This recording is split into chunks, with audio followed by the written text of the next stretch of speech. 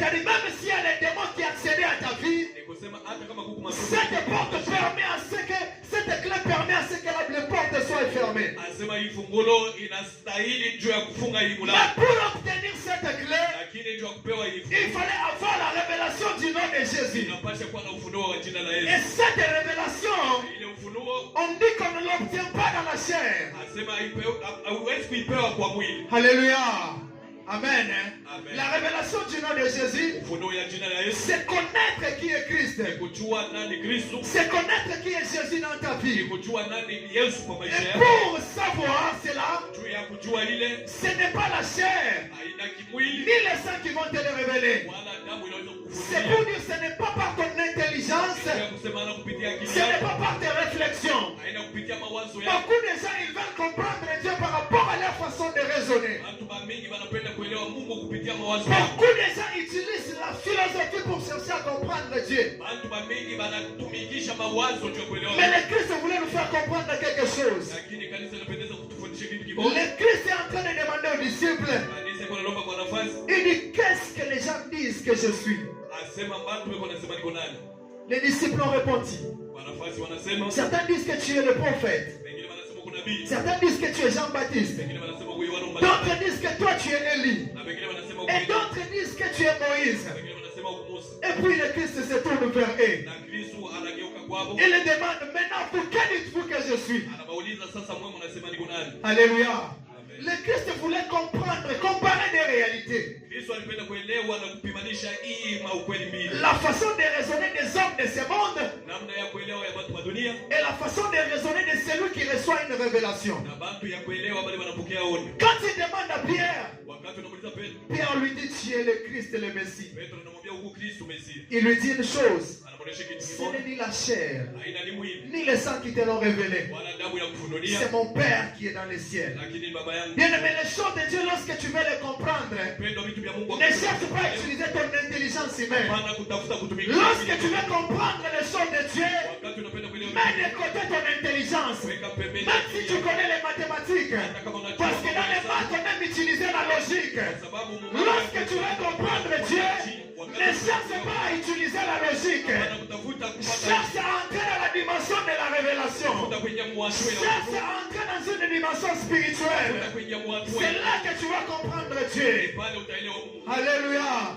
Est-ce qu'il y a quelqu'un qui m'écoute? Est-ce qu'il y a quelqu'un qui est là avec moi ce soir? Tu sais, je ne veux pas être longue, mais j'aimerais que tu comprennes quelque chose pour que nous puissions bien prier. On nous dit que le Christ est venu chez les siens. Les siens ne l'ont pas reconnu. Pourquoi ils ne l'ont pas reconnu? Parce qu'ils attendaient un sauveur. Et selon eux, le sauveur qui devait venir, il devait devenir un héros. Il devait venir un homme fort, un homme puissant. Mais le Christ, lorsqu'il vient, la Bible dit qu'il vient comme un enfant de pauvre. Et il est né dans la crèche. Et on pouvait penser qu'il allait être même le fils de roi. Parce qu'à cette époque, Israël attendait la libération. Donc il fallait qu'il y ait un homme fort qui arrive et qui délivre Israël. Mais le Christ vient comme une faible plante. Quand ils le regardent, ils ne comprennent pas que c'est lui le Christ. Alléluia.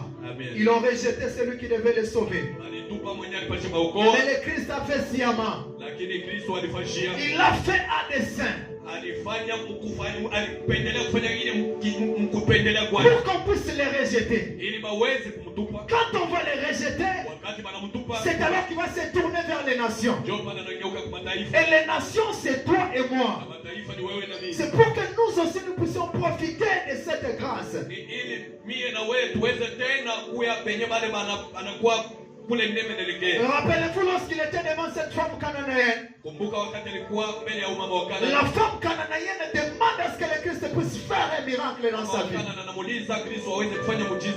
Mais le Christ lui dit ceci: je ne peux pas prendre la nourriture des enfants comme Israël, et les donner aux chiens, et les chiens comme toi et moi.